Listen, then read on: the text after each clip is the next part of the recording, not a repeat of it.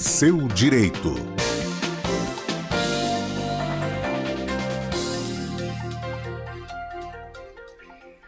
Todas as quartas-feiras, Dr. José Antônio Cremasco, advogado trabalhista, está aqui com a gente para responder as perguntas dos nossos ouvintes. Boa tarde, Dr. Cremasco, seja bem-vindo mais uma vez. Boa tarde, Garizo. Vamos lá. Primeira pergunta, a gente pergunta porque o nosso ouvinte ele quer ouvir do advogado. Mas olha a situação. Minha esposa foi demitida assim que a patroa dela soube que ela estava grávida. Devemos entrar com processo por danos morais? Vamos colocar a situação dele aqui, né? O final do telefone 9131. Não é que ela tá com o barrigão, tal, depois... Não, ficou sabendo que tá grávida, demitiu. Vale processo? Cabe processo? Olha, e é uma situação frequente, viu? Diariamente você vai encontrar essas situações que aí mostra dois pontos, né? A discriminação pela gravidez, que aí ele tem razão, que gera um dano moral.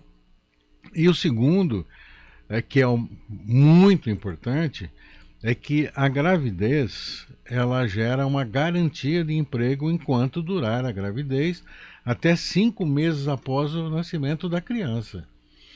Então ele está falando em dano moral se vale a pena. Ele tem que entrar com o processo não pedindo o dano moral, mas pedindo a nulidade da dispensa, com a reintegração, pagamento de todos os salários do período e mais o benefício do INSS e, cumulativamente, pedir o dano moral pela discriminação que a mulher dele sofreu. Mas não é possível, né? Quer dizer, quando a gente pensa que já viu tudo, não viu tudo, porque tem um relato aqui pessoal que o empregador, sabendo da gravidez, demite sem qualquer escrúpulo ou formalidade. Muita gente usa aquela frase, gravidez não é doença, né? O senhor já explicou aqui em outras oportunidades que quando uma pessoa descobre uma doença, ela é afastada e o INSS cobre esse período, né? No caso da gravidez, é uma obrigação da empresa, por não ser uma doença, né? Ela não vai, em hipótese alguma, para o INSS, ou vai, por exemplo, em caso de gravidez de risco. Não, uma gravidez de risco, onde o médico atesta que há risco de aborto e que ela tem que ficar em repouso, pega essa declaração, marca a perícia médica do INSS, o empregador paga os 15 primeiros dias e ela se afasta no INSS até a alta. Agora, isso não é tão frequente assim. Existe, acontece a gravidez de risco e tal, mas não impede, uma gravidez normal, não impede que a mulher continue trabalhando. Quer dizer, tem mulher que trabalha e no dia seguinte vai para o hospital, faz a mala e vai para o hospital e dá luz. Quer dizer, a gente já viu aí outro dia nas redes sociais a mulher dando a luz no elevador, né? Camburão, fazendo parto em Camburão, em guarda municipal, noticiando a realização de parto. Quer dizer, então você vê que é uma vida normal, é diferente de uma mulher diabética, né? Uma criança com problemas e tal. Nós estamos falando na situação normal. Seja ela qual for, normal ou de risco, não dá ao empregador, nos dias de hoje, quando se fala tanto em discriminação de raça, de cor, de credo, não dá para o empregador correr um risco desse de demitir a funcionária. Então, se eu pudesse orientar o empregador, eu diria, manda um telegrama para ela retornar ao trabalho e continue sua vida normal enquanto você estiver trabalhando normalmente.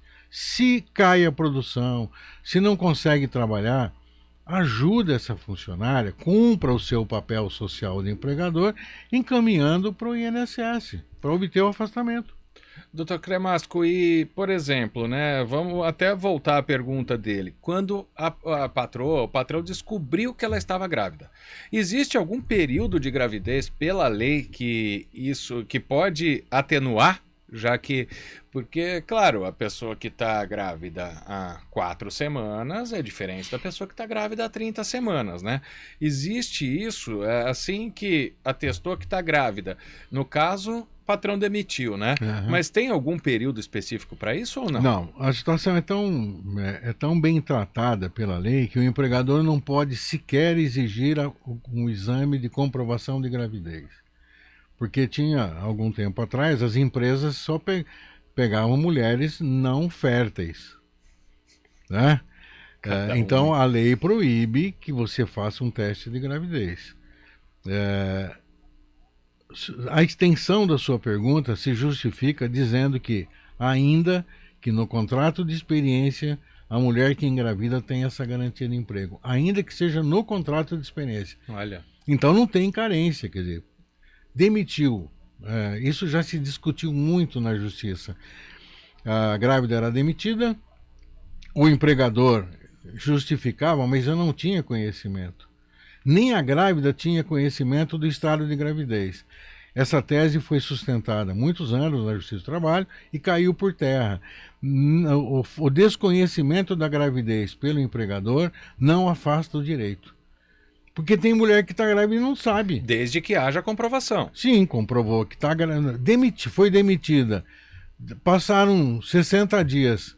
Ou ela vai fazer uma consulta no periódico, você está grávida.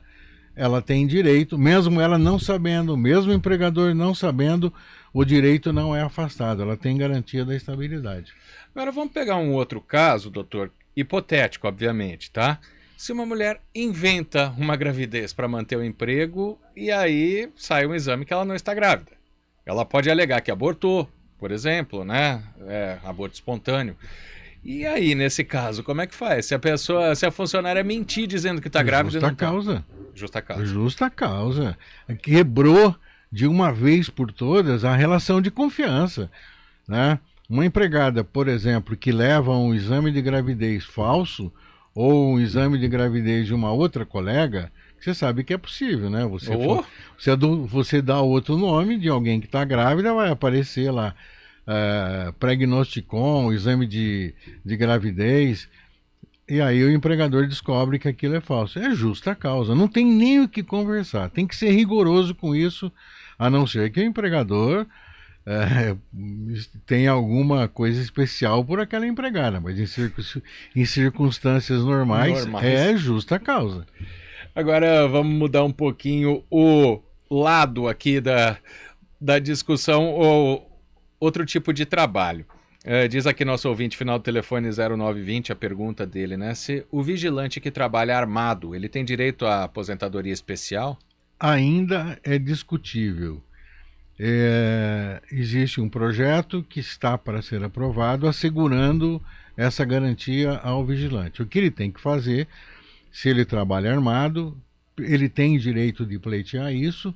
Se o INSS negar esse direito, ele pode entrar na justiça e pleitear a aposentadoria especial. Porque geralmente o vigilante ele é contratado, né? Ou seja, ele é da iniciativa privada. Isso. Essa aposentadoria especial ela existe para militar, seja policial, né? Guarda municipal, agentes públicos que trabalham armados. Também não? Não, na iniciativa privada. Então você pega um vigilante da Caixa Econômica do Banco do Brasil, da Justiça do Trabalho. Dos carros fortes que passam. Carro Forte é uma empresa particular. Sim. Quem trabalha no Banco do Brasil não tem no seu quadro o agente de segurança armado, o vigilante armado. É uma empresa terceirizada. Então, pega a descrição de atividade, que é o tal do PPP que a gente sempre comenta, que ele trabalha tantas horas por dia com arma de fogo, portando arma de fogo, e ele vai pleitear na Justiça do Trabalho a aposentadoria especial. No caso, a gente está falando de alguém que trabalha para uma empresa, né? Esses guardas de rua que passam apitando de moto, de bicicleta, esses aí trabalham para si mesmos, né? Aí é mais complicado, né? Por exemplo, se você pegar numa rua de um determinado condomínio, 5 moradores contratam uma pessoa. Pode até registrar essa pessoa em nome de uma família, mas aí é outra história, né? Quer dizer, é um trabalho praticamente doméstico, né? Exatamente. E também tem aí outro caso que não é trabalhista já, né? Se tem algum vizinho que não paga, aquela casa lá ele não olha, né? Mas isso aí essa aí é outra história, né, doutor Cremasco? Agora, voltando à questão das gestantes, depois de puérperas, aí eu vou até estender para o pai, não ficar só na mãe. Um dia, por exemplo, que um filho, ainda mais se tiver pequeno, né, uma criança. A gente estava conversando agora há pouco com um pediatra sobre problemas respiratórios. O pai ou a mãe tiver que se ausentar do trabalho para cuidar do filho. É só no bom senso, ele tem direito a deixar o trabalho aquele dia para levar o filho no hospital, no médico? Bom, a primeira medida que esse pai e essa mãe têm que tomar é ver o acordo ou a convenção coletiva do sindicato que ele pertence. Trabalha no banco, vamos ver dos bancários, nos químicos, nos metalúrgicos, na sindicato da saúde. Procura o sindicato para ver se no acordo coletivo da categoria tem essa cláusula. Se não tiver essa cláusula, aí volta na história do bom senso, né? Pega um atestado do médico justificando que o senhor ou a senhora esteve nessa data, nesse posto de saúde, acompanhando o seu filho menor e tal. Aí leva para o empregador. Aí entra o que você falou, o bom senso. Se o empregador pagar, ótimo, vai evitar dor de cabeça. Se ele não pagar, essa pessoa vai guardar esse atestado e futuramente ela pode cobrar o dia que foi descontado, que prejudicou no descanso semanal remunerado e que pode prejudicar na concessão das férias, né? Sim. Agora a gente falando de uma situação familiar, porque já vimos acontecer com colegas no jornalismo, tá? Não aqui. Uma pessoa foi passar um dia com a mãe no hospital, que a mãe estava internada, e o dia de trabalho foi descontado. Ou seja, não tem nenhuma lei para isso, tem que ser na base do bom senso mesmo. Exatamente. Quer dizer, principalmente se você pegar um trabalhador que que não pratica muitas faltas, que ele tem uma assiduidade no trabalho, então é fácil de acreditar, leva um comprovante, né? E aí justifica, ele nunca faltou, a mãe está aqui, ó, a declaração do hospital. Então, mas nesse caso, mesmo que quem está de atestado, quem está doente, é a mãe, e ele faltou ao trabalho para ficar com a mãe, ele não está doente. Sim. Ele tem direito a pedir um atestado como acompanhante? Pede, claro, ele está lá no hospital acompanhando a mãe, declaro que fulano de tal, CPF, RG, esteve nesta unidade hospitalar no dia tal, de tal hora, ele leva para o empregador. E aí cabe ao empregador aceitar ou não. Exatamente, se ele não aceitar, vai abrir brecha para discutir na Justiça do Trabalho. Exatamente, é mais um dos assuntos. Bom, a gente está chegando ao fim aqui do quadro de hoje, do Seu Direito, mas o Dr. José Antônio Cremasco falou com muita gente que teve filho, ou que vai ter, né? Essa foi demitida porque engravidou. E também ao vigilante que agradece a mensagem. Ele não mandou o nome dele aqui, mas está acompanhando direto com a gente. Doutor Cremasco, muito obrigado pela presença. Até quarta-feira que vem. Obrigado, até quarta. Agora 3h18, vamos fazer um intervalo.